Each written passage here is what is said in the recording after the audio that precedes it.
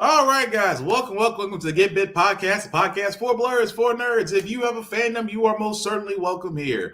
I'm your host and most Will Buchanan, of course, the man to my left. You're right, the thing on your screen is flipped. What you got for us, sir?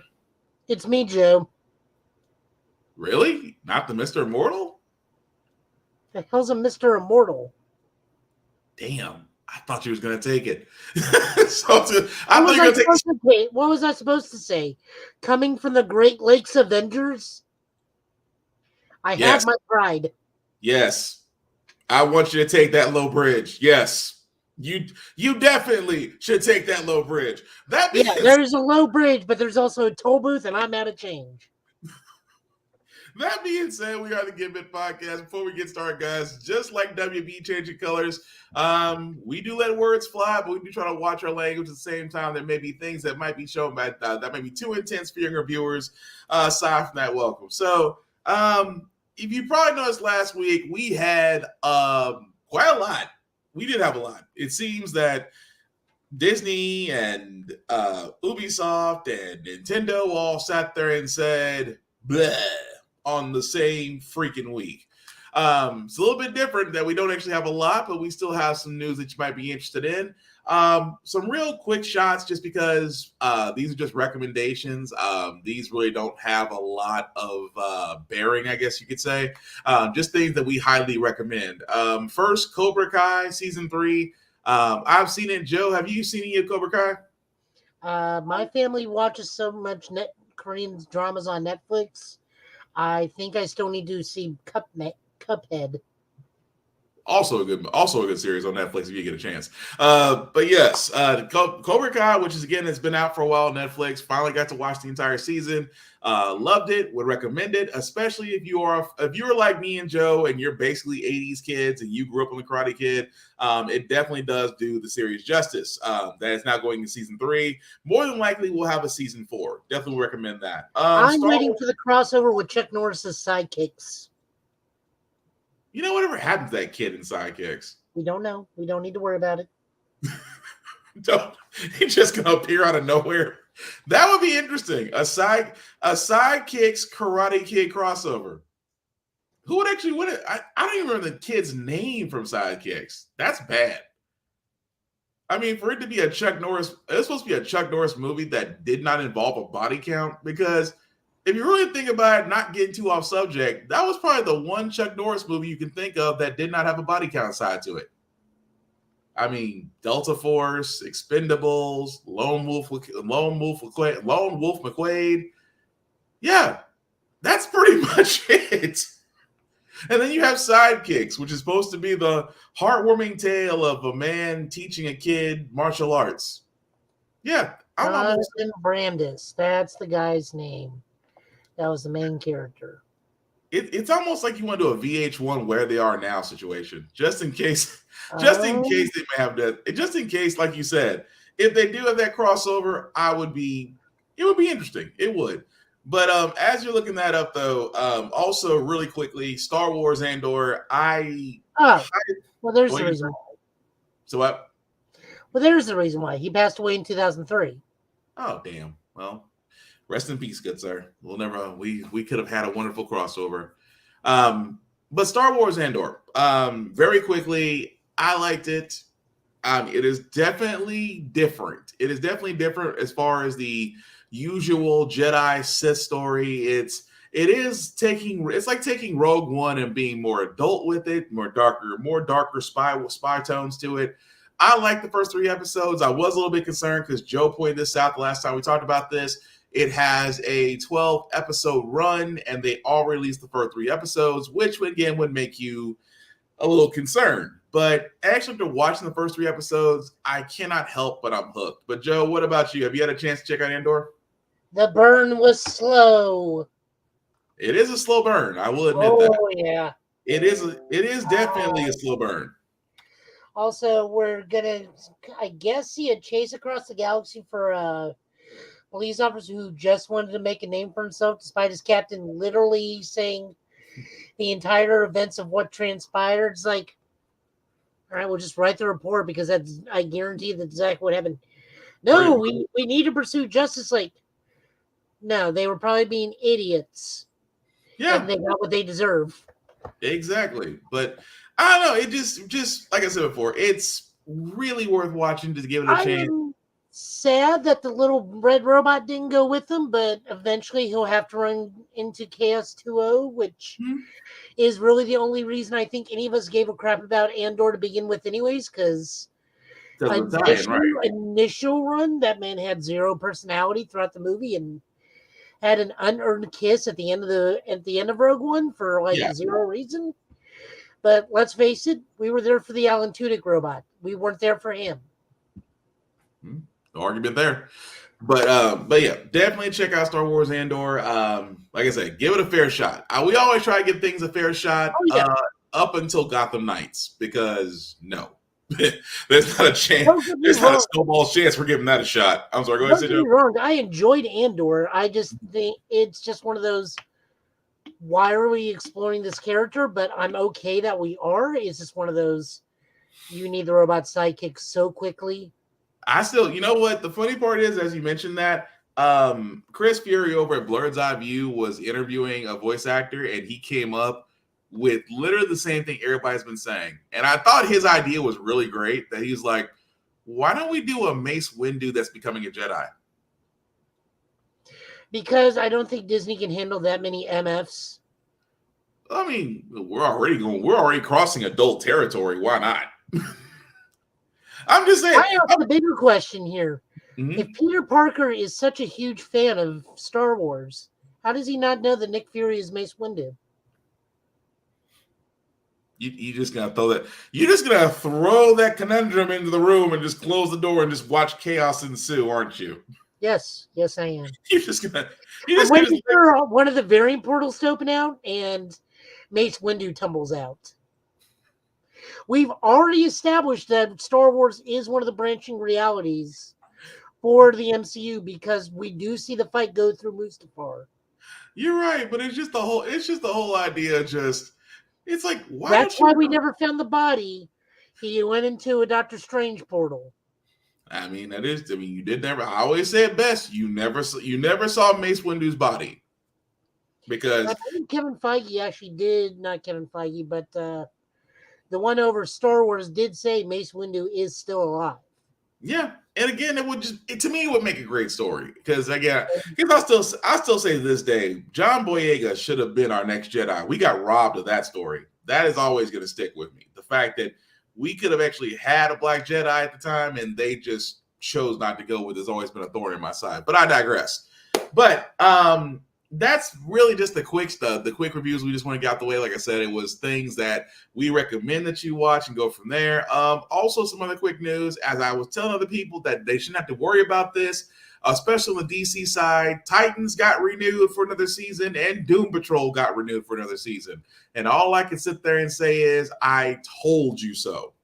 Young Justice is not too far behind, just because of the ratings that show is getting. So again, what are y'all worried about? I mean, I get it from the fact of Warner Bros. Discovery actually doing things that make us cringe a little bit, but on HBO Max, those three shows are solid. So No, Young Justice is not coming back. It still has yet to be canceled. It's next season is purely a comic book. That doesn't mean canceled though. I still say this. Let's look at what Warner Brother Discovery is currently doing to their animation blocks at the moment. How bad? Besides closing certain shows, or just cutting Young Justice altogether up. Well, I mean, they're not even willing to air a new Batman series made by Tim. I'm a Batman fan, and we don't need another Batman series. We don't. I'm okay with that. We don't. With people being Batman fans. Do you not love your parents? I am a Batman fan. I will always be a Batman fan, first and foremost. But I'll be the first person to say it. We don't need another animated series. We actually, you know what? Not to go into a rant, we actually had the crown jewel of animated series voiced by one Kevin Conroy. That was pinnacle, top tier. It should have been done right there. But then you went the Batman, then Batman Brave and the Bold, And then another The Batman series. The only one I actually give credit to was Batman Beyond because at least it was a different story. But we do not need Oh no, another. I argue the points. All the Batman animated series have been actually very good. But the point I'm making is if they canceled it, good. Because honestly, I'm still. What kills me is that we have so many, and I know, Joe, I'm going to sound like a broken record when I say this. We have so many other DC heroes. You can even do villains and have that whole story be done. We already know in the Warner Brothers Discovery's animation blocks, when they do animated movies, they've never really put out a bad DC animated movie, if you think Yes, about it. they have. They've put out several. Name one. Name one recently. War. You didn't like it? Hell no. It's one giant action sequence. I thought it was There's good. no character development. It is one long, continuous action sequence. I guess we're going to It's agree. like watching the League of Extraordinary Gentlemen. You're just there to pop big names and then throw a punch. There's no story to it. Well, the League of Extraordinary Gentlemen, that's still going to be. You're right about that one. That story was a little. The League story was a little weak. I'll give you that. Batman vs. Robin, the recut of Red Hood, which is Death in the Family, which is The one where Jensen Ackles played the Red Hood, or are you talking about Under the Red Hood? Under the Red Hood, where Jason Ackles played the Red Hood, but it was the recut to make Death in the Family, where it was pick your own adventure. It wasn't that bad. It wasn't that bad. The latest Green Lantern movie, and I say that as a Green Lantern fan. Again, it's not.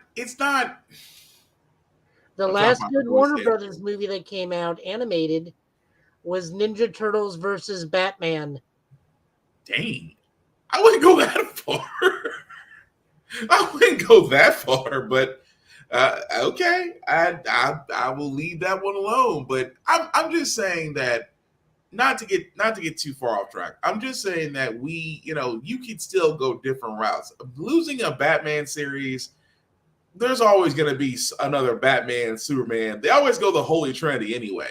They're either going to be a Batman, a Superman, or a Wonder Woman series down the pipe. That's what they always do. When was the last Wonder Woman series outside of Justice League, the animated series? That was pretty much the only time.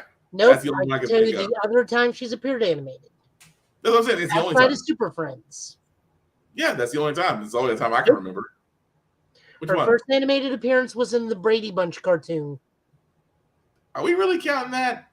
It's actually Wonder Woman. But can we count that, though? It's her first animated appearance. But it's the Brady Bunch. It's like, can we really count that? I mean, you're not wrong. I'm just saying, do we really? It's almost like, yeah, you made an appearance, but okay, I leave it alone. We'll have a Flash cartoon before we. Well, I take that back because she is the center focus character of DC Superhero Girls. Mm-hmm. But she's also a part of an ensemble again. There's just no straight up Wonder Woman character. Because they don't trust it. It's like we said. We well, don't know. First, what they don't trust it is also there's a rogues gallery problem with her because you really only have a rotating villain cast of Cheetah, Dr. Poison, Dr. Psycho, and we can't do Dr. Psycho. Like, the most accurate portrayal of Dr. Psycho is in Harley Quinn. But my thing is, that would this not be a great opportunity to give her new villains? Oh yeah, they need it. I would argue that. Just because I would argue we take some of the villains that were lesser used, like Livewire, the Rocket Rider chick from Superman. Yeah.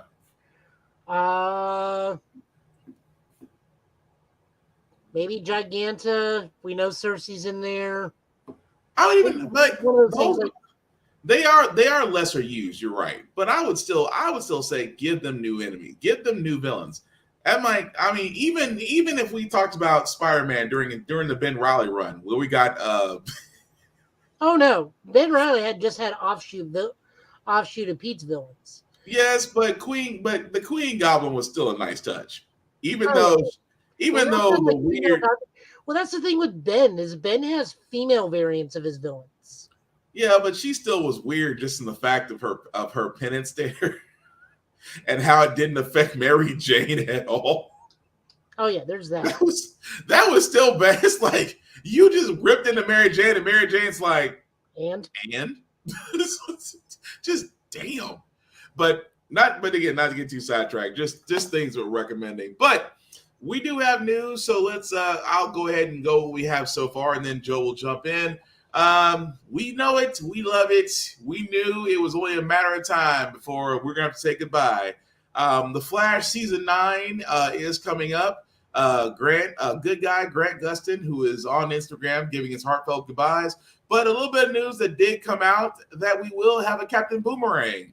Yes, the Captain Boomerang that we will have, guys, is now Richard Harmon. He will be cast as Captain Boomerang in season 9. And before the podcast started, me and Joe talked about this, and we wondered which Captain Boomerang he was actually going to portray, because there's actually one or two. My guess, before I turn it over to Joe, my guess is just because of the Suicide Squad game coming out, where Suicide Squad killed the Justice League, where that Captain Boomerang is more related to the Thawne side of the family, which means he may have a little bit of a speedster ability. It would kind of make sense because Captain Boomerang's only came across the Flash once in its entire season run. It would make sense to go with the speedster Captain Boomerang, but as of right now, we don't really have that confirmed. But it's nice to see they're actually trying to get some different villains in on this last run. But Joe, what did you think? Do you think we're going to see the speedster Captain Boomerang, or are we going to see the initial version of Captain Boomerang? Probably come from this dude. We're probably going to get, plus the picture they're using right there is literally Digger Harkness, which is Captain Boomerang 2.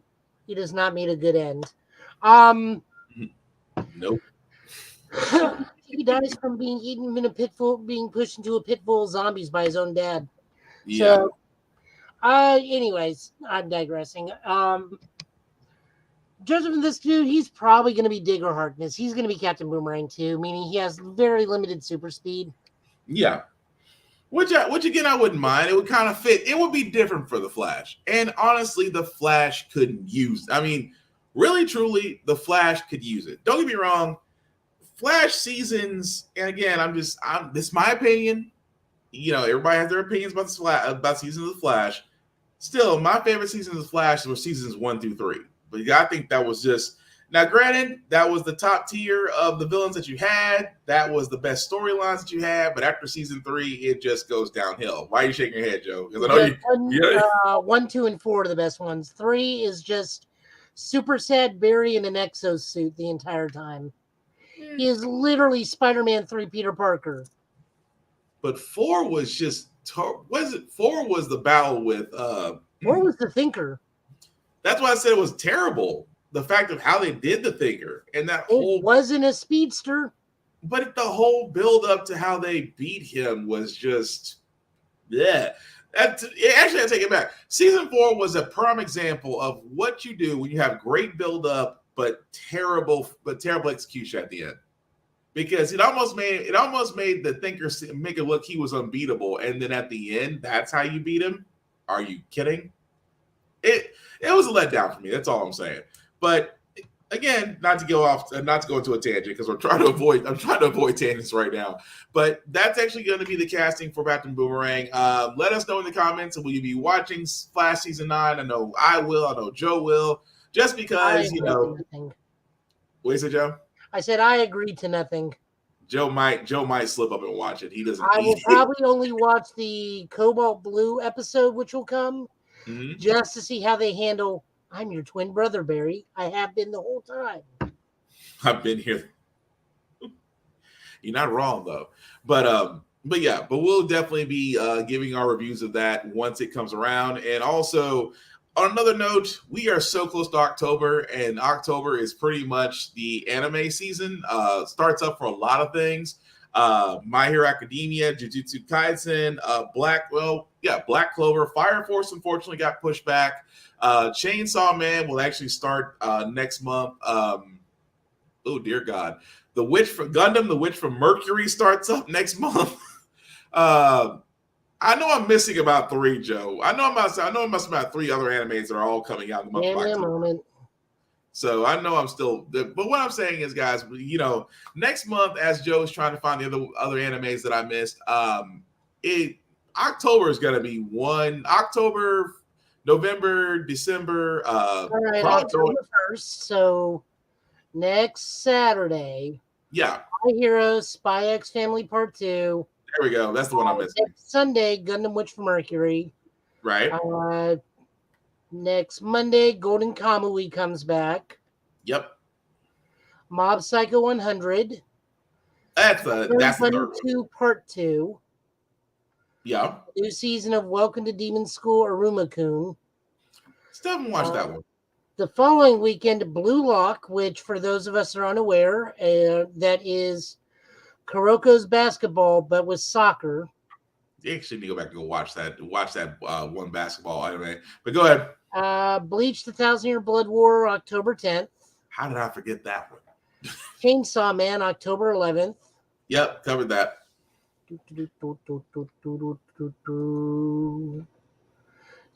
Trying to get the other ones because I was only listing the top ones.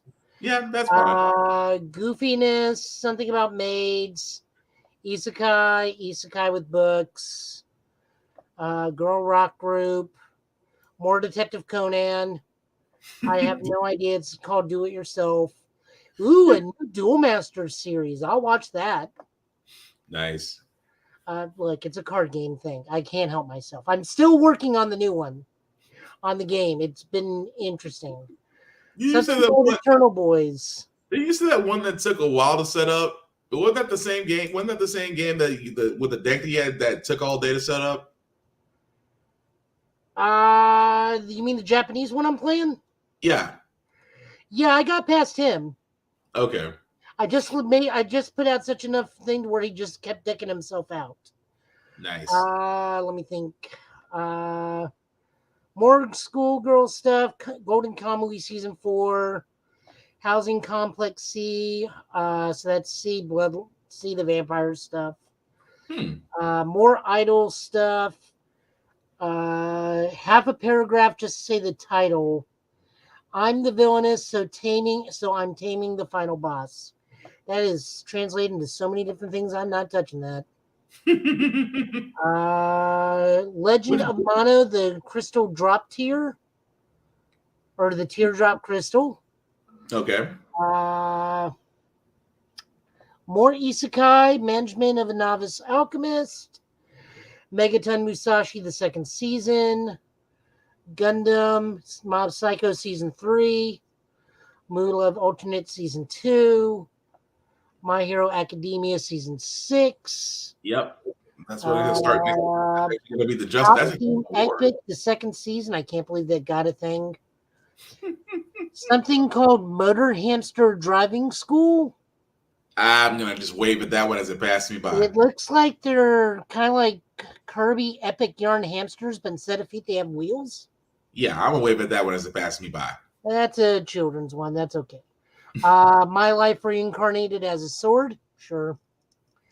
Digicarrot remake for the Reiwa period. Something called Renai Flops. I may actually look into that. That looks decent. Romantic Killer, Shinobi. Something. It's involving ninja, so maybe.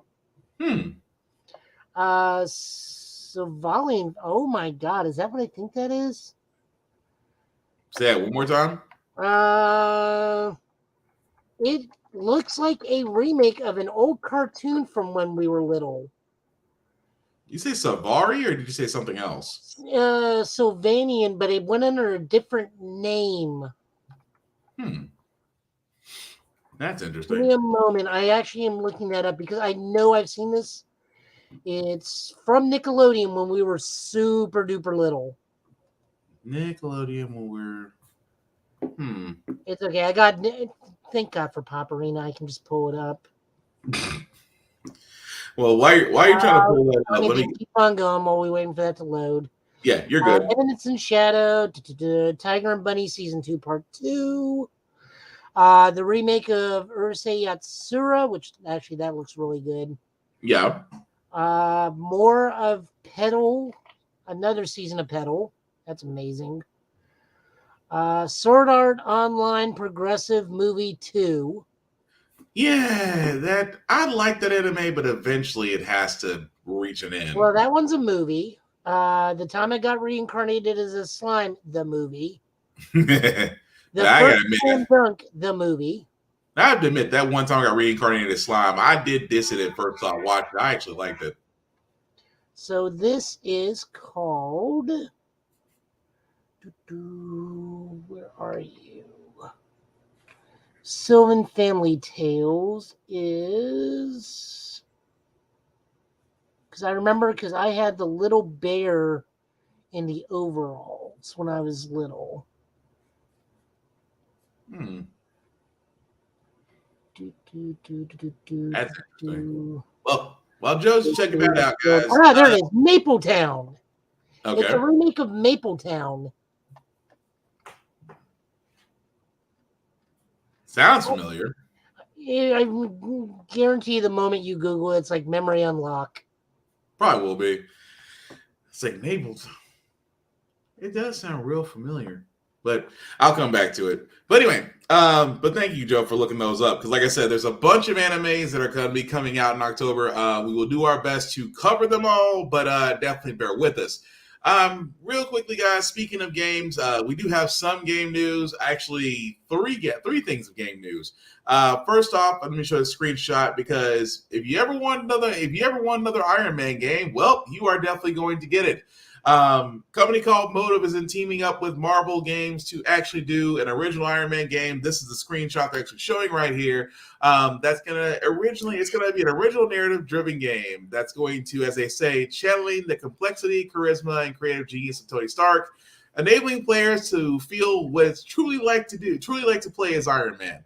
Now, there's really not any more details in that, as you can see from the picture there. I never played the first Iron Man game that came out after the initial movie way back around 2007, 2008.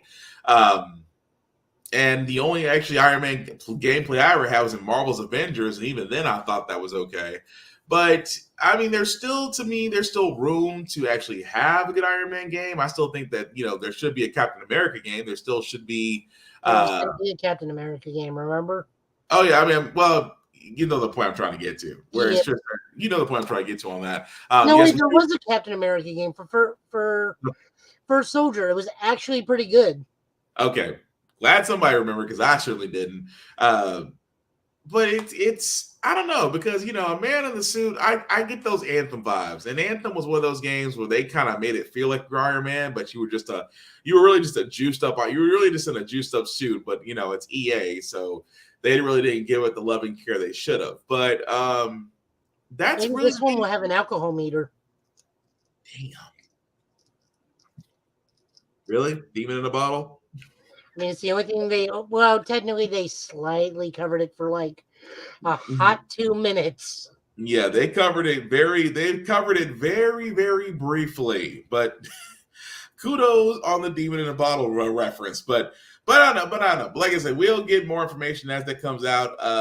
I'm still looking forward to it because Motive is actually the same studio that's developing the Dead Space remake. So I'm gonna need my Dead Space remake to come first, and then Iron Man can come second because I have been waiting for another Dead Space game since 3, and you owe us, EA. You owe us a lot. I'm just going to point that out.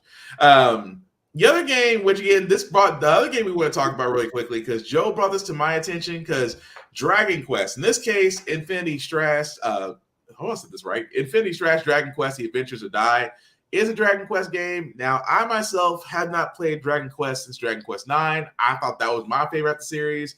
So, Joe, before I play this trailer, do you want to let people know what this particular one's about? So this is actually based on the anime that is currently going, and in like its last few arcs. I think it's going to be ending this month. This is not a particular based on any particular Dragon Quest individually, but this is a remake retelling of a remake from an '80s cartoon series of the same name. But it's just the very typical Dragon Quest story of the Demon King comes back and Hero is found and finds his party and whatnot. This one I believe is an action RPG. My favorite Dragon Quest is still 5, which actually can be seen as a really good until the finale Netflix movie called Dragon Quest Your Name. Mm-hmm. Literally, the last part of that movie just kills the entire film. But that one and probably Dragon Quest 8 and Dragon Quest 11. But Okay.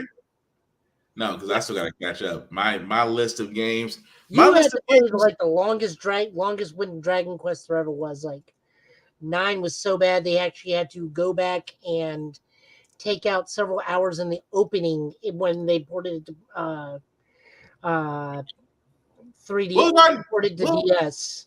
well, 9 was dragging. I mean, 9 was dragging. 8 was pretty good. 8 was really good. 8 was good. 7 was good. 9 was dragging, and then I have still played 10, 11, and 12. But anyway, here's the trailer. かつて神々が世界を作りたもうたばかりの時代、竜の神と魔族の神と人間の神は集まって話し合い、ある結論に達したのだ。それは竜の戦闘力と魔族の魔力と人間の心を持った究極の戦士を生み出すことだった。それがドラゴンの騎士だ。負けるもんか。食ら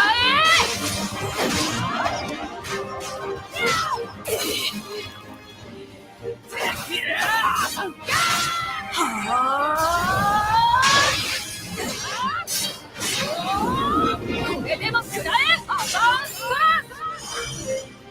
この勇気しかない。聞こえたわよ。中央攻撃。お前の力が欲しい。頭が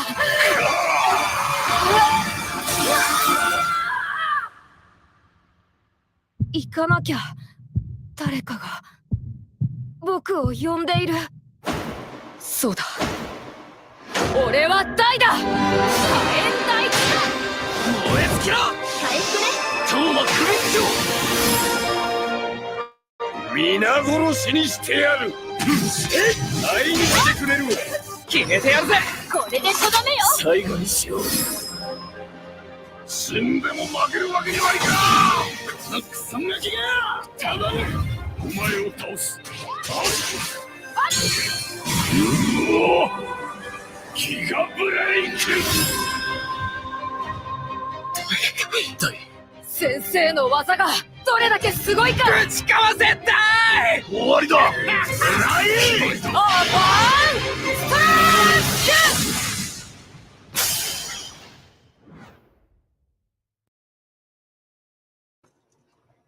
Yep, I am definitely gonna have to catch up. That was actually the trailer for Infinity Strash, Dragon Quest: The Adventures of Dai, and I just realized I'm going to need to catch up. That's available on PS4, PS5, Nintendo Switch, and Steam. Release date to be determined. But what are you gonna say, Joe? So this looks like it's covering the first half of the series because it certain characters are not in certain forms. We have the aforementioned Dai, who is the main character. The magician's name is Pop. The gun wielder medic is Mom. Mm-hmm. And the guy with the sword is Hyunko, who all of them have different forms later on in the series. As I said, we are going to be covering at least up to the first half because the main character is named Mistvern. Mm-hmm. And Dark King Burn is also the true main villain, but that's the whole thing. I noticed we're getting the Champions Tower, so that'll be something fun. I have got to so catch up. A combat style similar for Very unusual for a Dragon Quest game. This is more in lines with it looks like a Tales game. Because it's more action based rather than just straight. Here are the portraits of your characters. Here's the thing like most Dragon Quests are.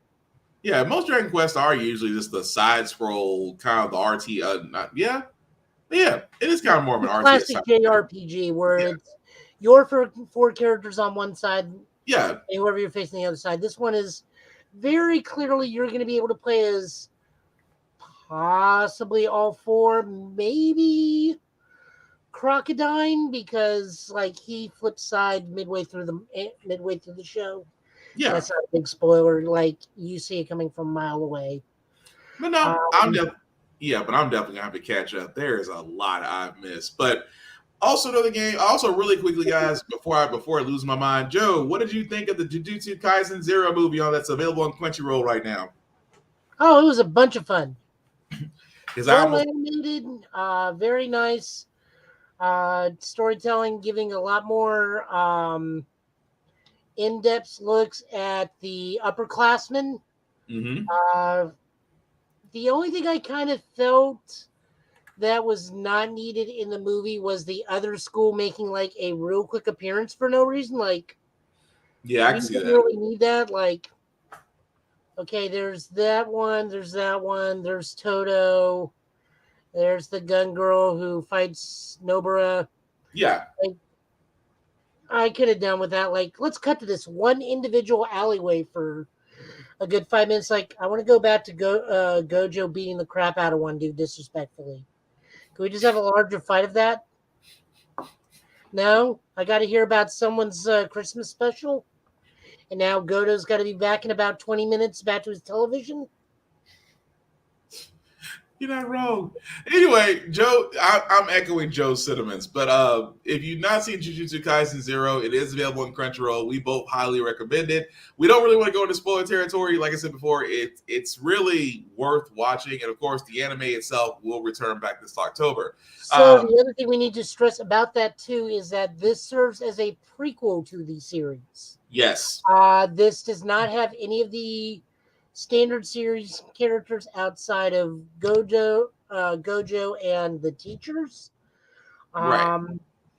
This sets up an additional character that will be probably coming on later in the series. If the way they're going, probably season 3. Yeah. He comes back. We do get to see more of what the teachers do. The lady that's really concerned about the money, the white-haired lady with the giant axe, I want more of her. Check it out. I'm trying not to laugh right now. Check it out.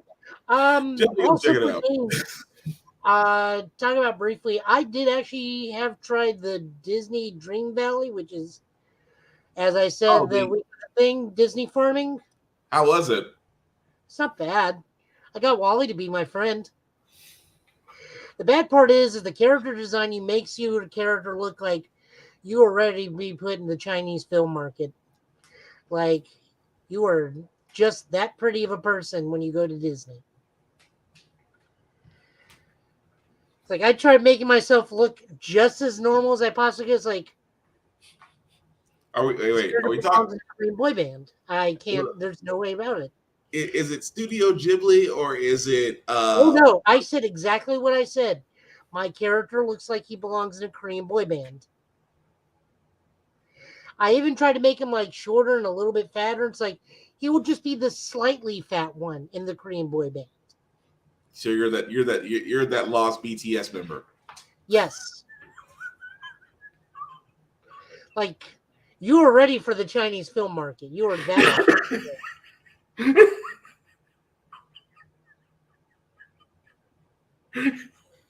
There's nothing you can do to make your character look like a normal person. You are just that damn pretty. You know what? That is the pitch for Disney. That is the pitch for Disney. No matter what, you will be perfect. The funny thing is right now your starting neighbor, my starting neighbors are Mickey, Goofy, Merlin, and Scrooge. The Scrooge is not David Tennant. It's not the older gentleman who's passed away. Okay. Whole new actor for Scrooge. Merlin, they definitely got voice clips from Merlin. Goofy is really good at what he does because you have too much inventory to sell, but you can also actually give them like jobs to do around the village.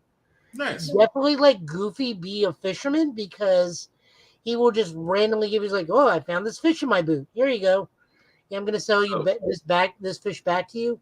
Mickey honestly is starting to depress me a little. They turned Goofy into the Gomer Pyle of the group. Well, Goofy's always been the Gomer Pyle. No, I'm talking about you have to get no. What I'm saying is you have to keep Goofy busy in order for him not to do stuff. Oh no, they go do stuff on their own if you're not interacting or teaming up with them. But you can assign them job classes to help you out with what you're doing. All right. So, but like I said, Mickey is starting to depress me a little bit. I'm really getting tired of him talking about Minnie. It's like, oh yeah, Minnie loved gardening. We should garden. Minnie loved making these crackers a whole bunch. You should make this as a recipe. It's like, hey, so Mickey, buddy, I'm gonna stop hanging out with you because you're kind of bringing me down. Mickey is showing all the signs of a stage 5 cleaner. He's showing all the signs of a stage 5 cleaner. You can go into different realms and recruit them to come to your village. Like I just got done with the Wally. I had to get a fire extinguisher, a potted plant, and a boot and a ball, but he moved into town. Oh dear God! So it's not bad, but it's just one of those. This genre isn't for me, but I'm trying to see if I can like make myself. You're trying to ride it out as you're looking. You're trying to ride it out from your Korean boy band status. Oh yeah. I'm sorry. I'm probably gonna make that a clip. I'm not gonna lie to you. That's probably gonna wind up being a clip for the show. I will show you a picture of my character looks like. It's the thing. I tried Assassin's Creed Valhalla. Could not get past that opening stuff because that game is just way too brown and white. Like there's just no color to this game whatsoever. Oh. Yeah, I guess from the initial start of it does. And it took me 40 minutes to learn how to drive the boat because I couldn't tell she was on the back of the boat or the front of the boat from the way she was standing and the way the boat was working. Yeah, it takes some getting used to. It does. I just re-downloaded another old game in its place. Like this is not for me. Although the DLCs were just. Wow, the DLCs made me want to go. The DLCs made me look forward to God of War Ragnarok when that comes out. But thank you, Joe, for that. Speaking of other games, guys, this one is Die by the Blade. Now, of course, this trailer came out. Sometime beginning of the year. Now, it just got a release date for it. Now, if you don't remember what Die by the Blade is, it is literally the spiritual successor to Bushido Blade. Now. Probably the only ones that are going to remember about Bushido Blade would be guys like me and Joe. Bushido Blade was kind of like, it was a dual fighting game to where basically you had one-hit kills. And you could be very honorable. You could be very honorable about it. You could be dirty as hell about it. But anyway, this is actually the trailer for it. Also the release date showing for it as well, called Die by the Blade. Get rated.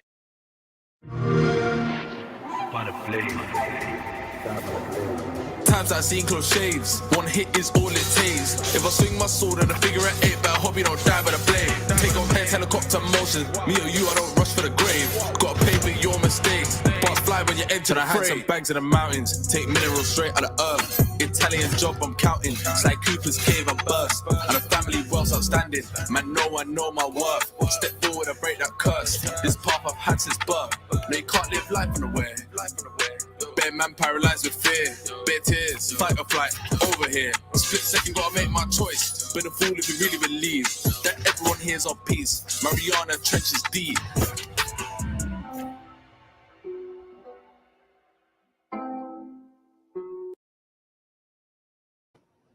Like I said, guys, this is the spiritual successor to Bushido Blade. It's called Die by the Blade. As you can see, will be an Xbox exclusive November 3rd of this year. So I'm definitely looking forward to it just because it's been, and correct me if I'm wrong about this, Joe, we haven't had a game like Bushido Blade since then.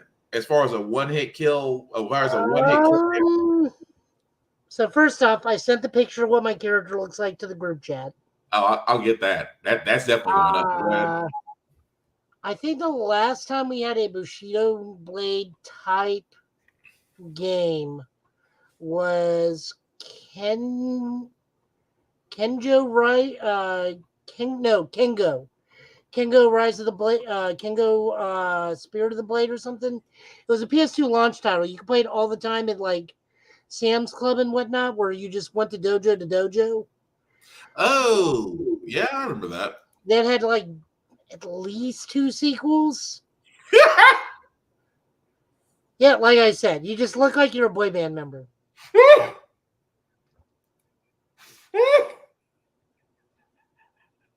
You can't not be pretty in this game.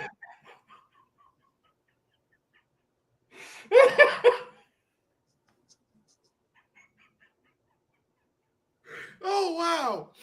Oh, I was not expecting that. I was not expecting that.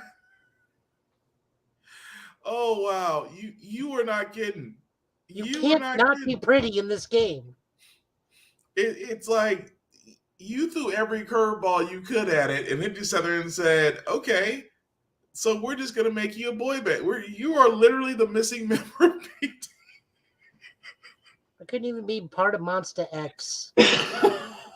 Oh, God. Now, I have changed outfits and added some stuff to the characters. Now I got aviation goggles, normal t-shirt, and jeans, as opposed to what appears to be my life as a bartender. Oh, God. You look like you should be taking barista orders. I know. I'm sorry, Joe. I'm sorry. Don't apologize. I know what that looks like. I'm not arguing with you. Like I said, you can't not be pretty. The Disney princesses will not interact with you if you're at least this level of handsome. Oh man. Oh man. So no, like we're saying, the last thing was like Kenjo. Honest to God, looking at this thing, why would anybody not choose the Naginata? Like you have the range and they got to get in close with you in a sword, and since this is a one-hit kill game, all I'm gonna do is just throw out the jab that pushes the blade forward, pushes the staff forward. Yeah, before I remember that trailer, though, they were talking about parry and countering, but technically Bushido Blade didn't really have. We had a parry button. I'm sorry, they didn't have counter. It didn't have counters. Yeah, we had the counter. It was called playing the guy with the gun. Huh? We had counters. It was called playing the character that had the gun. Yeah, it was kind of a house rule. We were playing, you couldn't get that guy. Just because there's no defense against it. It's like as soon as you cling, pow. It's like, what fighting style is this? Dishonorable. I mean, dang. But no, I'm looking forward to that. Also looking forward to this as well because I have to thank Joe for bringing this up. If you are a fan of Lupin the Third, Amazon of all places is going to actually be doing releasing the next movie for Lupin the Third called Lupin the Third versus the Cat's Eye. Here's the trailer. ほど知ってんなら話は早い。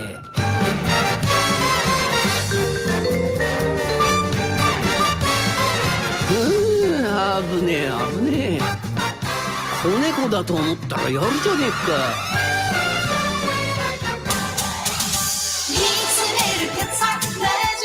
さてとパーティー開始よ。あなた誰なの？遊びじゃねえっつってんだろ。猫は死なない。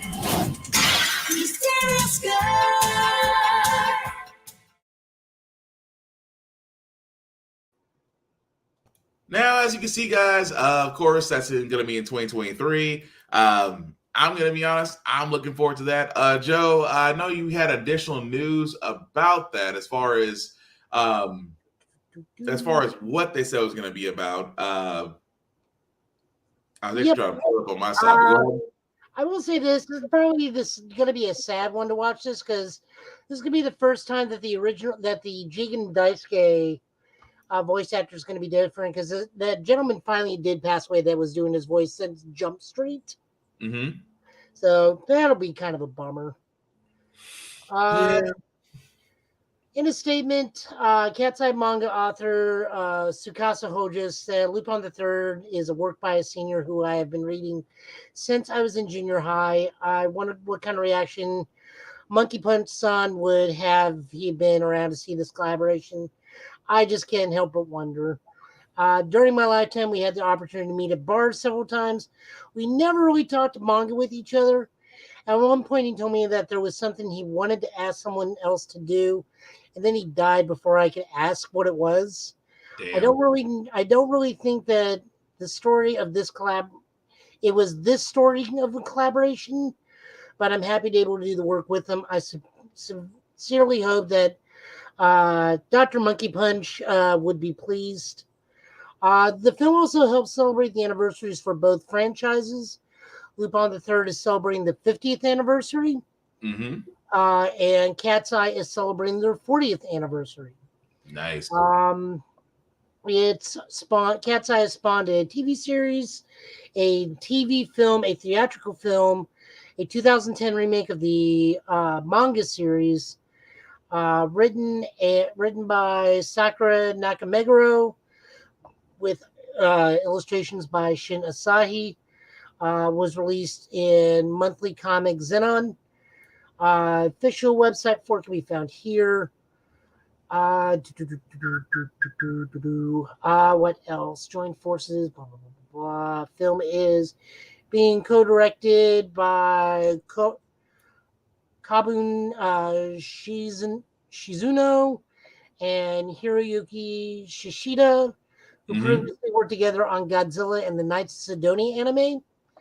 The voice talent of Kanchi Kurita will be reprising Lupin III, while Keiko Toda will be doing the same, reprising her role as Hitomi Kisugi.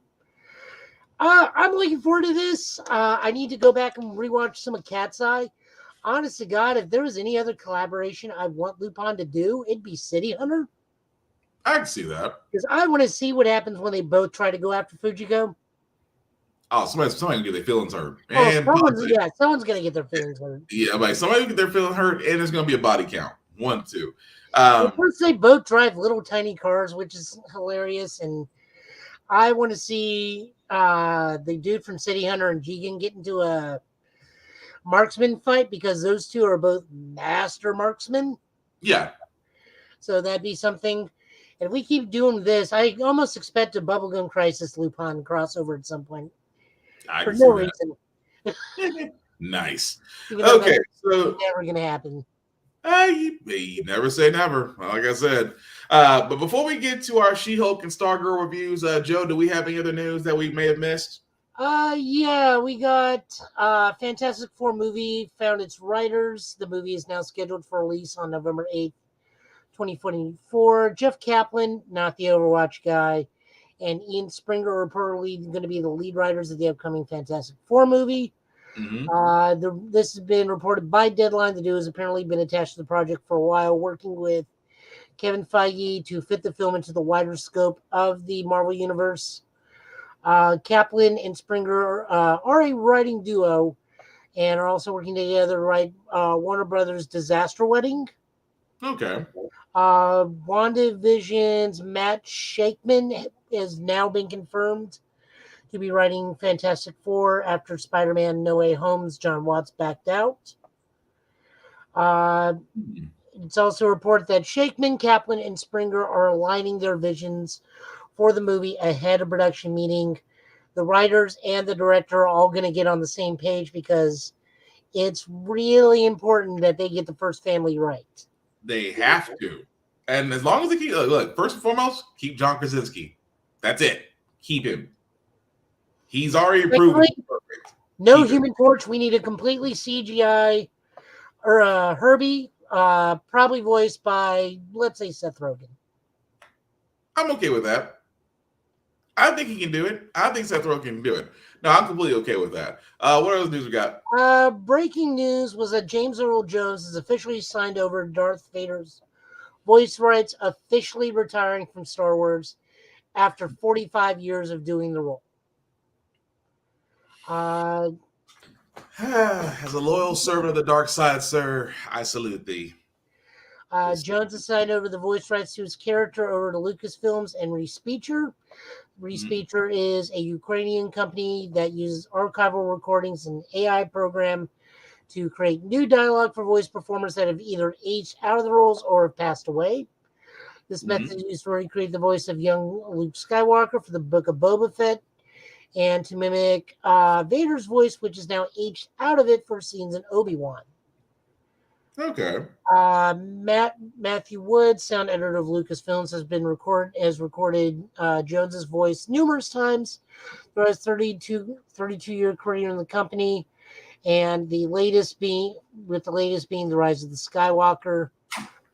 Wood showed Jones the Respeecher capabilities, and the actor agreed to officially sign the rights over upon seeing the program. James had mentioned that he would be looking forward to winding down this particular character, wanting to know how we can move forward. This mini-series of recast voice actors, one of the original four, can no longer play the part. Unfortunately for Jones, his voice is too distinct and too synonymous with Lord Vader. I mean, but the guy was, again, I had to look this up. The guy, Mr. Jones, sir, let me give this man the respect all he deserves. 91 years of age. I mean, the man is Vader. Let's call it what it is. The man is literally the voice of Vader. He is one half of being known as Vader. Yeah, we're never going to get that iconic voice anywhere else. I mean, it's just like Lion King. You cannot reproduce Mufasa. And you definitely cannot reproduce Coming to America, because, you know, that voice of his has always just been, that voice of his has literally just been a presence of itself. So definitely want to salute Mr. Jones, because, again, I get it that you should enjoy the fruits of your labor. And like I said, loyal servant of the dark side. It has been an honor and a privilege to serve the Vader. Yep, they even say that 1977, he was only paid $7,000 just to do dub over of David Prowse, who's the suit actor for Vader. Dang. Well, $7,000 in 77 is probably pretty good. Yeah, during the 70s, $7,000. Well, not to do inflation, all that stuff, but I'm pretty sure it's a pretty big number now. But it's better than what's going on with Jujutsu Kaisen. Supposedly, the dub actors were only paid $300 to do the dub work. Yeah, they did. Again, voice actors, voice acting in unions, it definitely does matter. But what else we got, Joe? I'm wondering what he's going to be doing in that Lion King thing. That's probably going to be his piece de resistance. That's probably going to be it. We've learned that his dad is a white lion. Mm-hmm. So his dad is actually Kimba? Cue the outrage! I'm kidding. Go ahead. No, seriously, I think that's what's going on. I think Disney's so tired of us pointing it out. There's like, fine. His boss's dad was Kimba, which means Kimba helped give birth to an evil tyrant. There, leave us alone. We finally said it.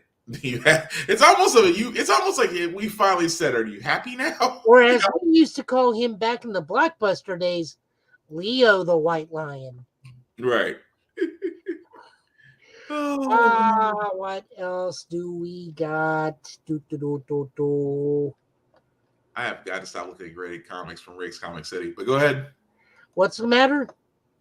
No, I was getting the promo for Rick's Comic City, and I saw something that said graded comics. I'm like, my wallet said no. Oh. Let me think here. Nope, Collector's Blu-ray Edition is going to be boasting 90 minutes of bonus content.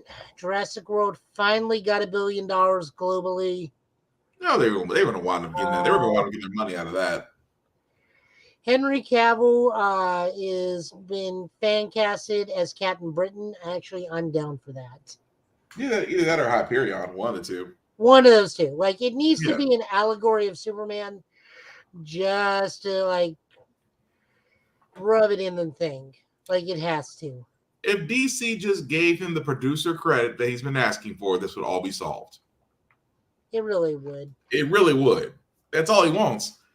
But if he just give him the producer credit, this would be the end of it. I guarantee he'd be signing on so fast.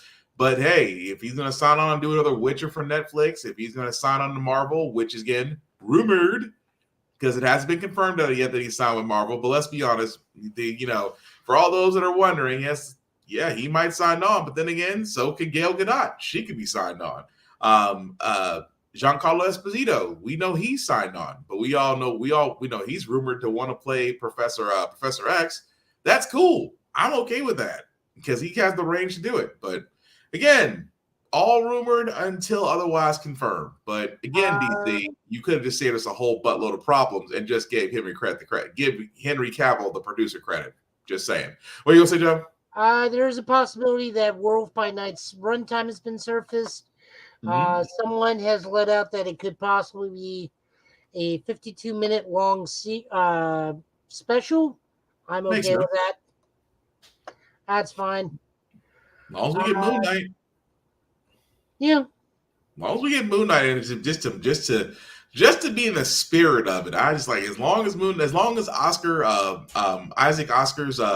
Isaac's Moon Knight is in it, cool. I can live with that. But we're still waiting for the next season of Moon Knight and the beginning of the Midnight Mission. But I digress. I mean, that's really all we got until we get to the other stuff for the comic news. Like, I need to trim my beard down; it's starting to itch.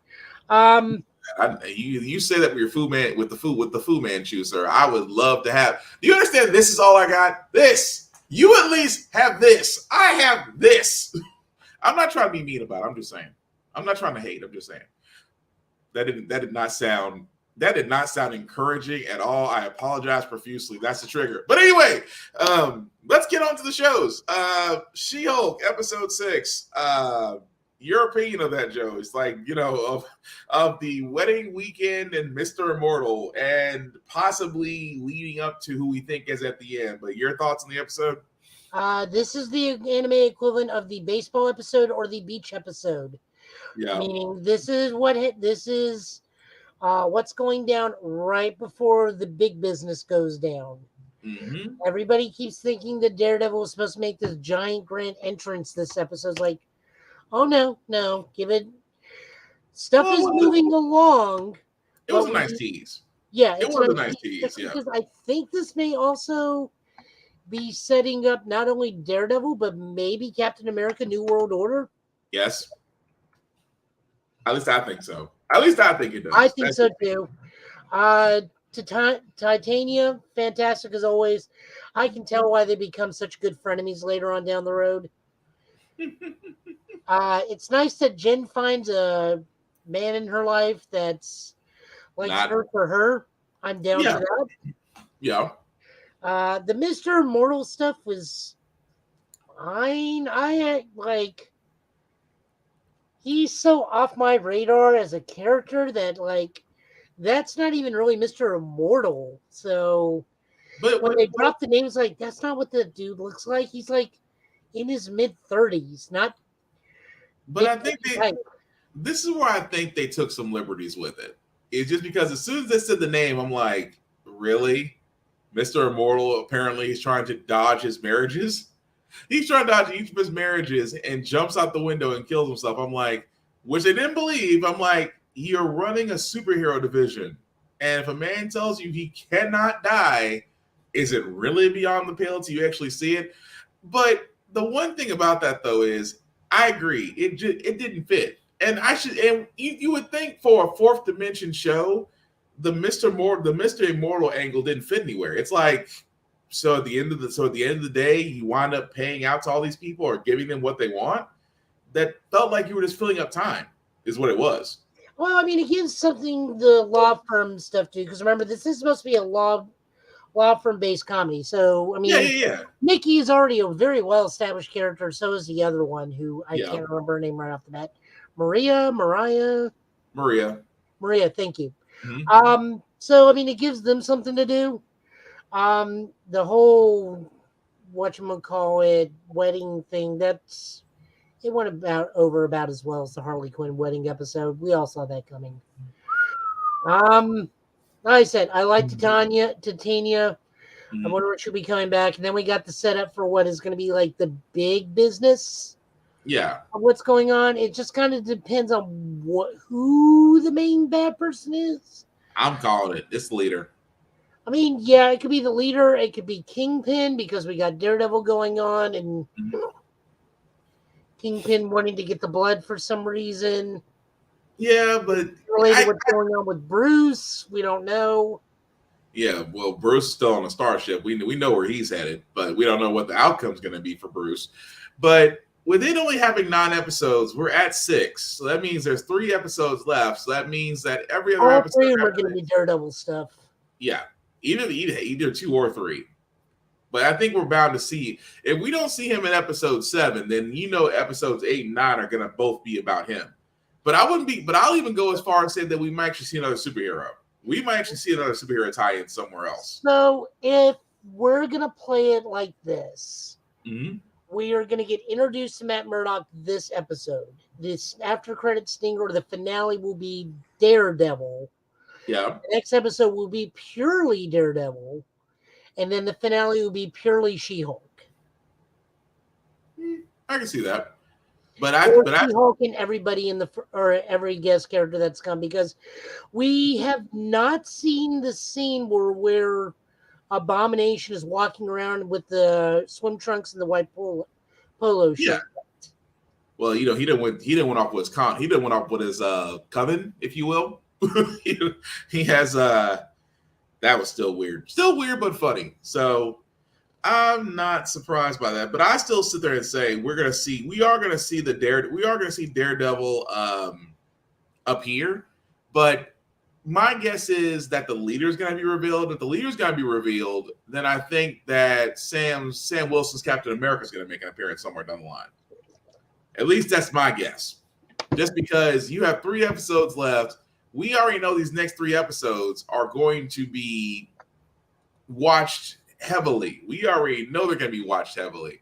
But yeah, I'm waiting for them to drop like a name at the end of the thing of like at the finale. It's like, Jen, there's a Mr. Howlett here to see you. I can see that. But no, I'm funny considering the Hulk Wolverine thing. Which again, we would not surprising, but of course, as much as we want to wish it, they're going to guard X-Men until they're ready to go with it, and whatever. More stuff like the sneaker collection he has Wolverine, Cyclops, and Deadpool sneakers. True, and also of sneakerheads. That was still funny, but you definitely will keep up with that as it goes. Like I said, these next 3 episodes from She-Hulk are definitely going to be interesting. The other show as well, guys, StarGirl, which came out, Frenemies. I think we're on episode 5 by now. What are your thoughts on that one, Joe? As far as the reveal at the end, of course, Starman trying to be a better superhero. Well, it explained why he's alive again, so that takes out my theory. My new running theory is that it is Cindy, but it is not Cindy. So it's alter ego. No, I think Dragon King is like taking over her body. Okay. Because you keep seeing her mess with her arm. That is true. And the whole time, scales, a single scale had been found, but I agree. The Jordan thing was fine. It's whatever. I mean, we're leading to that fight anyways, or we're going to lead to a brief fight, and then the truth's going to get revealed, and he's going to turn on his grandparents. I don't know. The whole thing about his powers and that Courtney's helping him, and that it kind of feels like something's going to happen where he's going to turn against Courtney. My opinion, it's going to be something's going to get revealed or said that's going to make him turn against Courtney. He becomes the ice pick. But I mean, it was okay. I mean, in CW, you're going to have to have some. You're going to have some corny, cheesy teenage angst somewhere in the midst of it. That's what the network is for. But the fact that, Dragon King sharing the same body as Cynthia, I thought that was interesting. I still laughed about Sportsmaster and Starman, having a John Wayne moment. It's like, that was still, I'm sorry, having a Clint Eastwood moment. And I was like, he's like, look, man, every time you whoop my ass, I drunk a beer and I just watch Clint Eastwood. What are you watching? He's like, oh, yeah, we're watching Outlaw Josie Wales. Really? It's like it's almost like a Step Brothers moment. It's like, did we just become immediately cool with each other? Yes, but no, it was a good episode. Kind of looking for, hopefully it picks. I still want to pick up a little bit more in episode 6, but again, no issue with it. Supposedly it will, because I'm already seeing set 6 previews, and I think Jade's back. Oh shit. Okay, cool. So at least that gives us something to look forward to next week. So again, guys, for all those that are watching, let us know what you think of everything that we talked about, as well as your reviews of the shows, also anime as well, because I do see Joe's queuing up his comic book pull list. So let me go ahead and get that up, and whenever you're ready, sir. So honorable mention goes to Radiant Black. This is issue 18, just codenamed Yellow. Is looking at focusing on the Yellow Radiant's life and a very bizarre way of reading. Timeline wise, you can either read it timeline wise, or you can read it page by page. I literally went to Twitter and asked the writer Kyle Higgins, like, how do you read this? Because I literally, when Joe told me about this, he said it's difficult to read. No, literally, it's difficult. And when I saw it, I was like, oh, okay, so doing it's parallel timelines. I said, Doctor Who will be proud right now. Oh yeah. I'm sorry, Joe. Go ahead. No, I mean, that's pretty much it. It's just like covering Yellow's life as a young man, a middle-aged man, and the old man that he is now. It's just hard to like kind of read. So this is written by writers Kyle Higgins and Lawrence Holmes, artist Stefano Simon, and ink is it's just flat out artist. So art and ink is by Stefano Simani. I guess we'll pronounce it that way. Not a bad book, just literally hard to read. Yeah, and just this parallel wise it was different, but I still liked it though. We did get news from the Radiant Black Twitter that Inferno Girl Red's artist announced, I'm officially done drawing this book. Okay. So we'll be getting Inferno Girl Red the trade soon. Okay. Can't wait for that. Next up, we're covering Nightwing 96. This is written by Tom Taylor with art by Bruno Redondo. The reason I am not showing the credits page is the credit page is the finale, which ends this arc and also sets up the next arc. But we have this wonderful page to go with it, which is just beautiful. Beautiful use of the mocking joke of the Comics Code of Approval. Because basically, Batgirl outs Blockbuster to his minions, and his minions just immediately turn and just start doing this. Oh, the drop off! He didn't even move.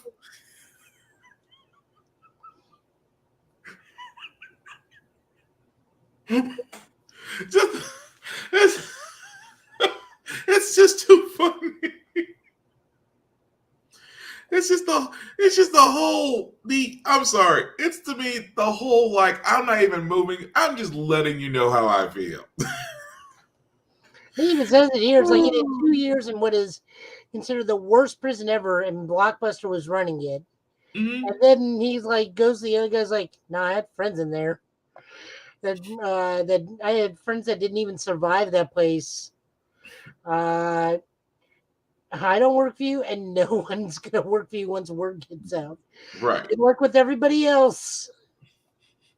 Then the double bird, and then the giant excellent. Whereas I've learned from listening to Mr. Spock from Star Trek, these nice, colorful metaphors. Colorful metaphors. Oh, it's a metaphor, right?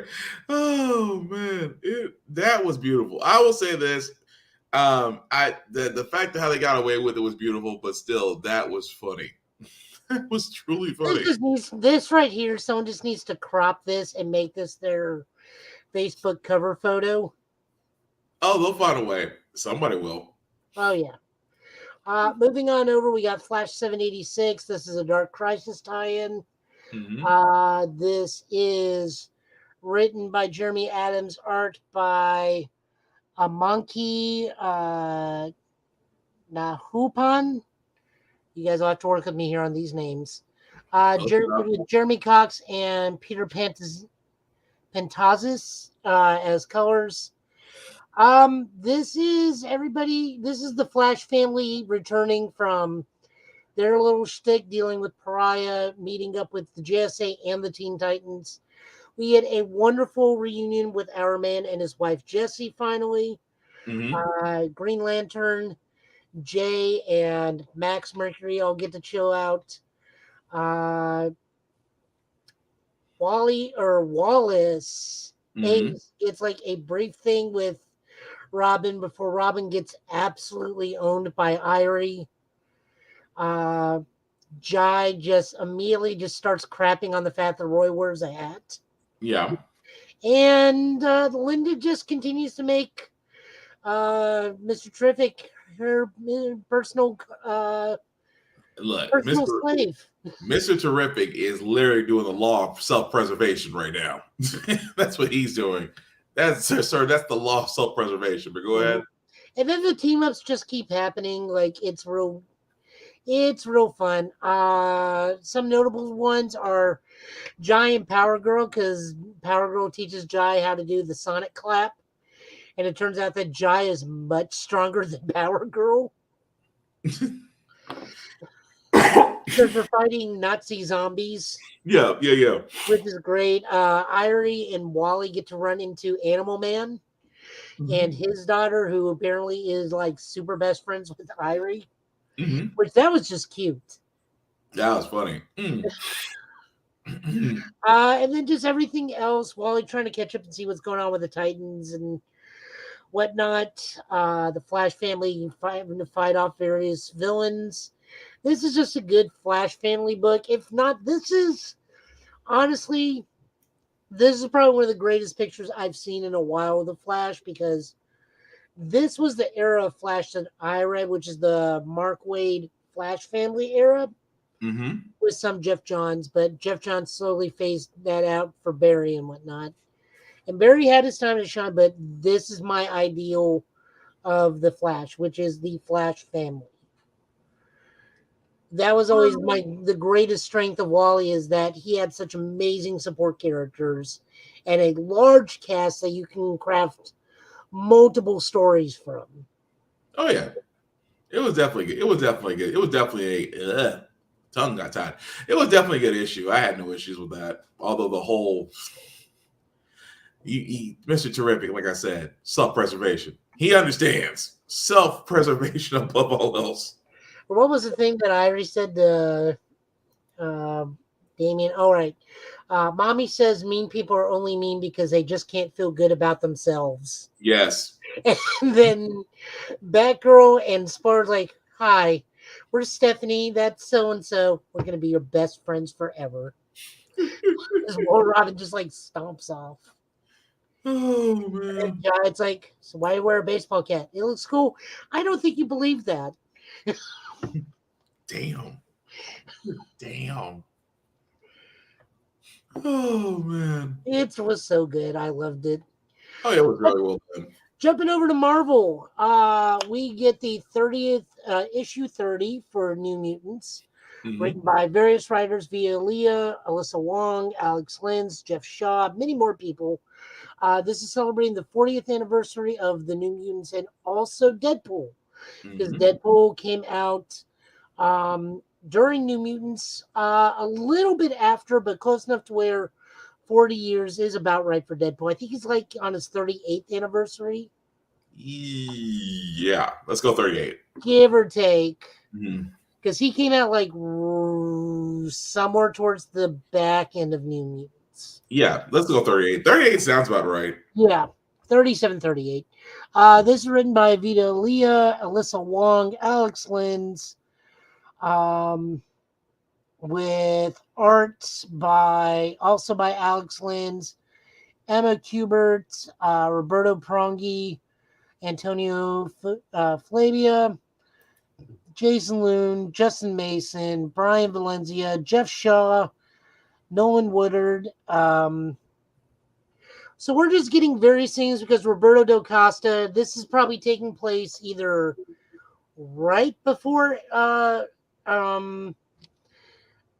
Vengeance, or this is happening a bit after Vengeance. I think it's before because Ileana's still in her black suit. Mm-hmm. And we have seen from the Midnight Suns that has happened after, because Ileana's got her gold suit there. So now we're able to track a bit more of what this is. So this is right before Vengeance. Got it. And this is just Roberto Costa getting his friends together because he hasn't seen them in a while.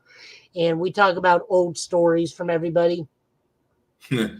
Oh yeah, that was a flashback. It's like, oh yeah, let's nothing wrong with flashback issues. This was definitely that. And then in the back end, we get to see what Deadpool has to do, and he is lifeguard over the younger New Mutants, which is Karsmar, Anoi, Crania, or Cerebella, Rainboy, and Gabby, also known as Scout, where Deadpool is just supervising the children, and by supervising, he's allowing them to play the knockout game with each other. Pretty much. And told them, cheat as much as you want, winner gets a prize. The original mutant stumble upon, and Gabby's trying to hide her prize because it's a belt full of grenades, which is very appropriate for Deadpool and Gabby because it has been previously established by all new, all different Wolverine, written by, I want to say, Tom Taylor. I might be wrong about that though, but it has been established that Gabby and Deadpool are super duper best friends. And then Magic eloquently kicks Deadpool out of Krakoa, even without her giant magic anime sword, as Deadpool points out. But Deadpool also reminds them, I can walk through the gate at any time. I am a super for realsy member of X-Force now. Right. Which also leads into the upcoming Deadpool #1 book. So I enjoyed this because I have a huge affinity for New Mutants. They are my personal X-Men team. Mm-hmm. The stories were hit and miss. I'm not going to lie. We do finally get an explanation for the pink-haired era of Karma, which that's cool that they talked about it. Apparently, some troubles in Burning Man. Other than that, the Deadpool stuff was fantastic. Deadpool and Gabby are a fantastic duo. A lot of focus on Wolfbane. I will admit Rain is not particularly my favorite New Mutant, but I see why she always takes forefront because she's one of the more successful characters, having popped up in several other teams. Roberto Costa's thing, Danny Moonstar's thing. Mm-hmm. Not a lot of magic in this. I think she just pops up midway through. I kind of was hoping we'd have like significant stories for each of them or team up stories, but I enjoyed it. But again, this is me being biased. No, I got it. It was nice to actually get some background because there was a couple of those. Ones in the New Mutants. I didn't really know how they came to be as far as being around each other. But no, it was still a good issue though. It was a how can I put this ever so nicely? It was a good change of pace versus what we're used to. So no, it was a great issue. I still kind of wish Rod Reese was doing the artwork because his art for the New Mutants is amazing. Mm-hmm. But take what we can get. As long as Vito Leah keeps writing the book, I'm down. Moving on over, we got a new book. This is called Exterminators. I did put in there, this is recommended for mature audiences. This has a lot of language, a lot of drinking, a lot of partial nudity. I don't know how disturbing effects count in comic books. Violence, and as said here, your favorite mutants acting like complete dumbasses. Mm-hmm. This is written by Leah Williams, art by Carlos Gomez. This is going to be an all-female team, which I'm okay with, especially with the lineup of Jubilee, Dazzler, and Boom Boom. Yeah. Especially the combo of Dazzler and Boom Boom, because Boom Boom is just a battery for Dazzler. Pretty much. Dazzler has a bad day because she finds out her boyfriend cheats on her, and it's just a girls' night out that slowly turns into we gotta fight vampires, and then somehow, some way, it turns into let's fight a cult of vampires. With Laura just popping up at the end. That escalated quickly. I have a feeling this book is going to definitely escalate quickly. I really enjoyed this. This was a fun departure from the normal X books, especially with everything heavy going on with Vengeance. Mm-hmm. Covering at least one of my favorite New Mutants, Boom Boom, who's one of the later editions. It's always fun to see Boom Boom because she always reminds you that the mall rat teenage girl of the 80s still exists somewhere. Dazzler is always different incarnations of Dazzler. I do enjoy Allison when she's not got the head shaved or not being an agent of S.H.I.E.L.D. And Jubilee has just actually become a fun character since she became a mom. Mm-hmm. She's no longer the goofy ride-along or the I'm not Kitty Pryde or Wolverine's Daughter of the Year. Ever since she became like a vampire and became a mom, she's been a lot of fun to read. So yeah. I definitely dig it. Laura, I don't need to talk about Laura. Laura's just fantastic every time she pulls out. Every time she is thrown into a book, she's fun to be with. Nice. What did you think? Because this was like really bloody, really loud, really fast. Right. That's about the best way I could put that. Initially, the first time I read it, I was like, okay, I had to go back and read this because I was like, what? First and foremost, what just happened? We went from going out to hunting vampires. How?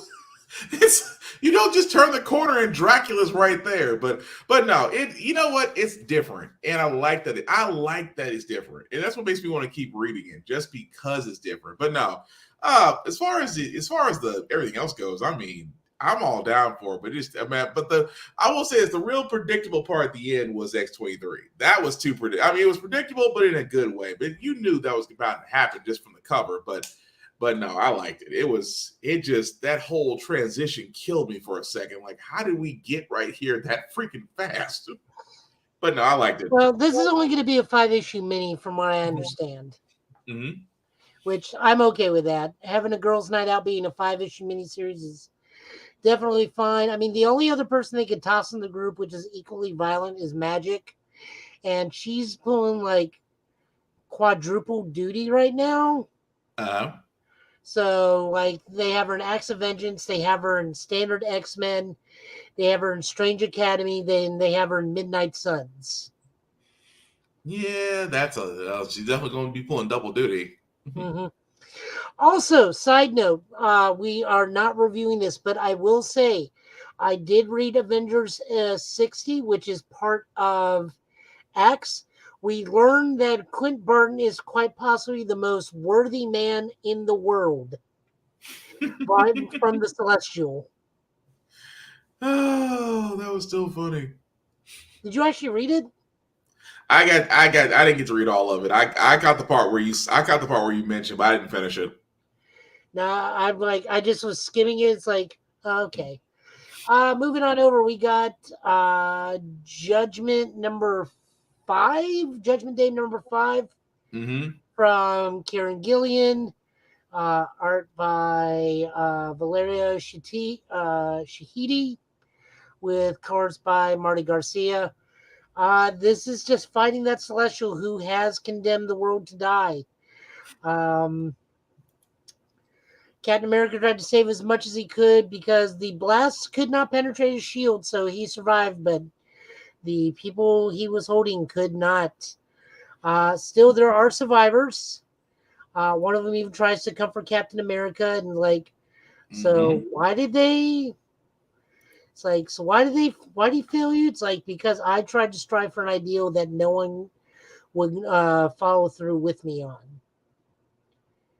Oh yeah, it was definitely a Cap moment where Actually, it was a Cap moment to the where it really wasn't Cap, but it still involved him somehow. Where you have someone coming to him and saying, "Well, dude, if you give up, we're all screwed." Oh yeah.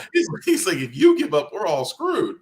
And he's like, "Well, I believe this. I believe in the principles that America could change and that America did it, and I feel like I failed it." And of course, you see Nightcrawler come out of nowhere. It's like, Cap, we could really use you right now. He's like, "Yep, gotta stop feeling sorry for myself. Let's do this." Nightcrawler also proving he is one of the best superheroes in Marvel.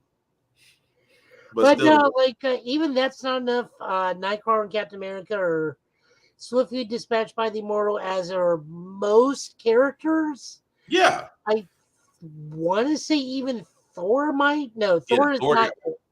Thor got roasted. Thor got roasted. I don't know if he's dead or not, though. No, he got roasted, but he's not. They never say if he was dead or not, but he definitely did get roasted. We definitely know Icarus was killed because the Celestial did to him what he did to himself in the movie. Yeah. Just flat out what happens to almost every Dragon Ball Z movie villain, right into the sun. Not every. Well, I mean, 2 for 2. You're not wrong, but good. And then it's just kind of a downtime. We're at the low point of this series, so I am wanting to read this in a trade, honestly, like a huge complete trade. Mm-hmm. So we can see all the side stuff. Because we know we're not done with Uranus, but right now we're dealing with the god. And the god is still the god has passed judgment, but he's still not convinced about some certain things, and I want to see where that goes. And then a very confusing rebirth happens. The mutants we need to bring we need to bring Scott back. It's like, look, Scott's great and all, but we need a better leader than Scott. We need to resurrect X. And then something happens which makes zero sense to me, but I got to also remember we're reading a comic book, so I'm just going to let that one pass and fly. You got logic. Yep, no need logic in this one. We'll use logic. Oh, you know what? I'm with you. There's nothing else that needs to be added to that except I completely agree with everything that Joe just said. I completely agree with him. Nope. So recommended. This has been fun. I'm looking forward to the next issue of Spider-Man because that's going to be the Celestial coming to him as Gwen Stacy to judge him. Oh. Because of course Peter's going to feel the person who can judge him the most is Gwen. It was interesting in the Avengers book because the one that Clint felt that we would judge him the most, you thought was Natasha, but the Celestial was just using Natasha's body as well, I got to pass to somebody. Turns out Luke Cage is the one he feels most judged by, which I find that weird. I thought it would be Steve. You would think. But I still laughed about Dr. Doom is still my favorite. Just admit that Reed Richards is smarter than you. It just turns around and walks off. He laughs. He walks off. He passes himself. I concur. Just the level of have the same confidence as Dr. Doom when the Progenitor asks you if you just admit that Reed Richards is smarter than you, you will be saved. And just walk off. Oh, man. But no. Morales one is also funny. It's like, I show up as Spider-Man and give him a thumbs up. Miles gives me a thumbs up back. He doesn't know any difference. But it's still funny that it's like he still passes. He's confident. He is confident in his mentor. He still passes. But the whole thing, who else? The kid with the homework. I'm not a monster. It's like the kid can finish his homework every day. I am not a monster. I was like, there's a line? There's a line you won't cross? Well, that was actually the crux of issue 60 for Avengers, because Clint takes the Celestial to task. It's like, so let's say I don't like this dude for this reason, don't like this dude for this reason, don't like this dude for this reason, and I go up to a thing and start firing arrows and killing these people based on the crimes that they have committed that I know they did. Do I pass or fail? It's like, what is your baseline? God. Oh I man. mean, it was pretty fun. Both books. The only reason we're not covering Avengers 60 is because we got a limit and we got a time limit. We got to try and adhere by. Yeah. Other than that, looking forward to next week. I don't know what we'll be getting next week. I think the first issue of Kamen Rider 01 comes out next week, if I'm not mistaken. Okay. So we will look at that. I'm sure we will find other books. DC may be a little light because right now all I'm really reading from DC is just very few things. It's mostly Marvel right now. I don't know when Rogue Sun is coming back, but I do know it's a choose your own adventure issue because of magic stuff. Yeah, like I said, I don't know what's coming out next week because it's one of those end of the month scenarios and it's a 5-month thing, so that means there's usually an annual. Okay, well, no biggie there. But No biggie there. But also we do want to give a shout out as always to the guys that sponsor us. Rick's Comic City guys, if you don't know where they are, they actually have 3 locations. They have it in Nashville, Clarksville, of course, Fort Campbell, Kentucky. They are voted Nashville's #1 spot for comic book stores. As you can see their their socials at Rick's Comic City, Clarksville, and Rick's Fort Campbell, and Rick's Comic City Nashville on Facebook, as well as all their socials. Definitely check them out because I know I do, because there's a spot here called Graded Comics I shouldn't be looking at because there was a few things that caught my eye, specifically the one Superboy 489 that's a graded one that I would really love to get, as well as the Joe Quesada variant Amazing Spider-Man that I would love to get. I mean, they're graded, not signed, but graded, but still want them. But anyway, that's just a snippet of what they have on their website. But definitely check them out if you're in the Middle Tennessee area at Rick's Comic Book City. And of course, if you're not in the Middle Tennessee area, please, oh please, support your local comic book stores. If you aren't able to get to a comic book store, go to your local library. Your local library still keeps up all the up-to-date comics, mangas, animes, and all multimedia. And yes, in 2022, you can still get a library card and still read and watch your heart's content. So, of course, support your local library, support your local comic book stores, because trust me, you are going to miss them when they're gone. But Joe, as we're kind of wrapping this up, sir, anything you got going on this week on the streaming side of the world, or? I mean, I've been streaming some stuff. I tried to stream that Disney Wonderland, Dreamlight Valley thing, then just kind of pieced out a little bit. I'm replaying Ghost of Tsushima on New Game Plus. So I'm just wandering the countryside, killing Mongols easily. I don't mean to laugh at you. I still got the picture up. As soon as you mentioned it, I was like, I still have it. I am not upset that you're laughing about that. Like I said, there's just no way not to look pretty. There's just not.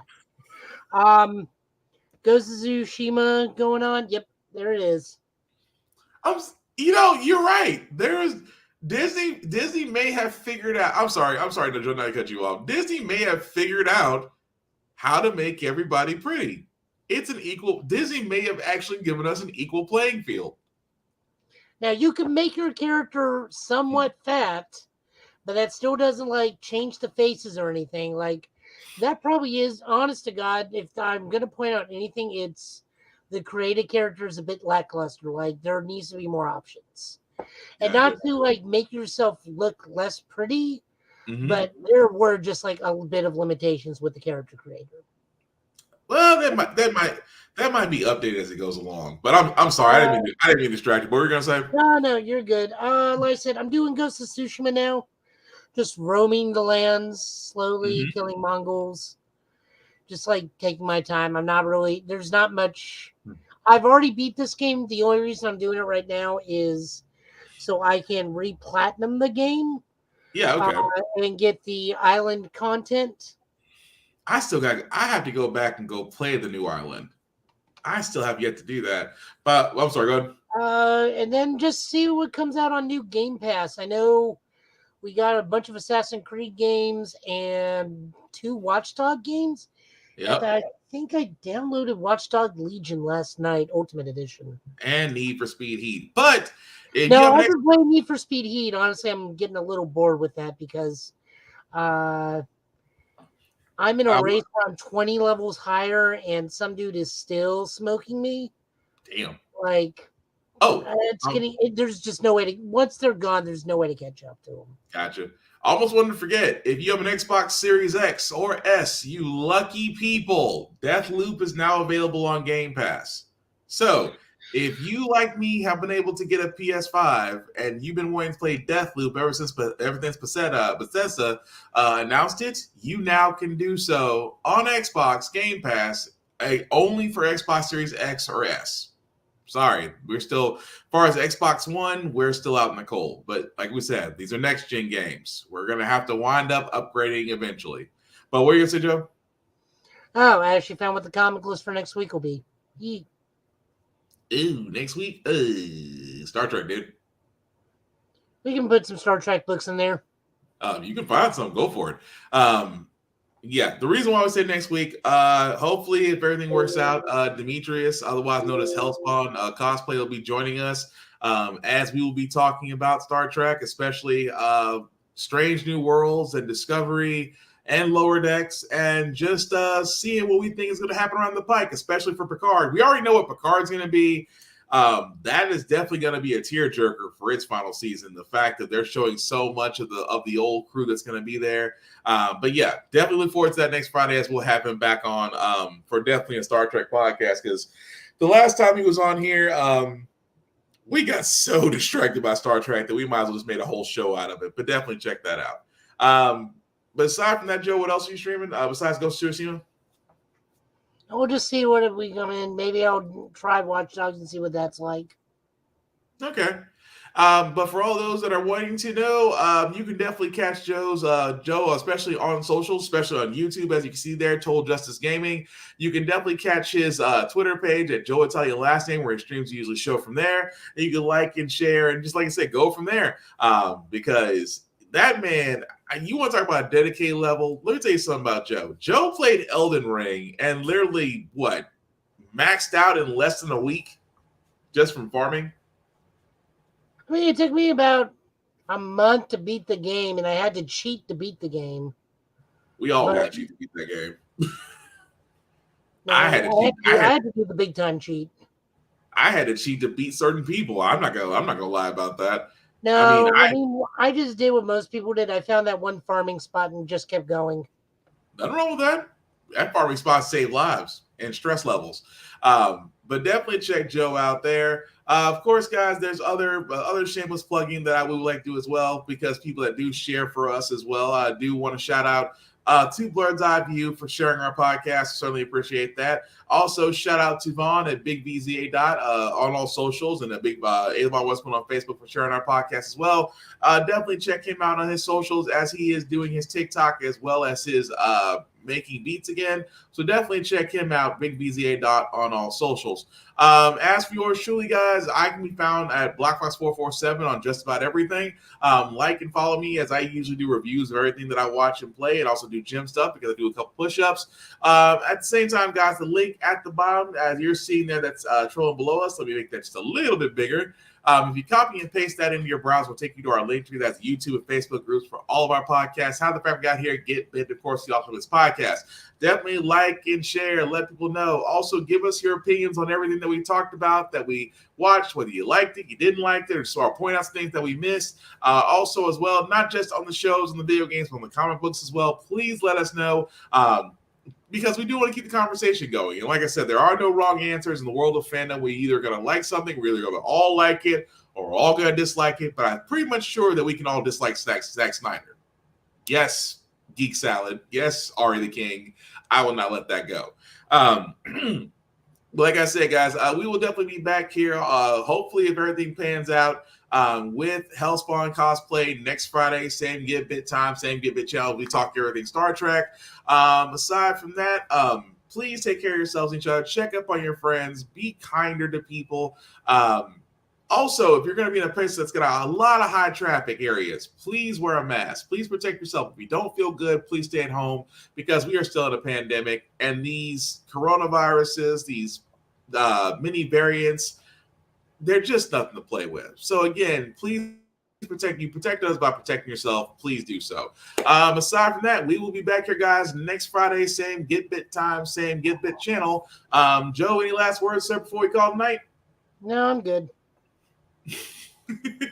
He's satisfied. Although the Mr. Immortal thing could have worked, or no, Great Lakes Avengers that could have worked. I mean, So yeah, what the hell's a black pink? it's a what? What the hell's a black pink, and why do I keep seeing this on my Facebook wall? Black Pink. Eh, You say Black Pink? yes. And you got me on that one. We'll find that out. We'll find it. Feels like I feel like we just had a Scooby Doo segment that just should go off into commercial just now. But anyway, that's gonna do it for us. That's gonna do it for us, guys. Tonight, I've been Will. He's been Joe. This has been the Give It Podcast tonight, guys. Please take care of yourselves and each other, and we will all get through this. Have a good night, guys. Peace.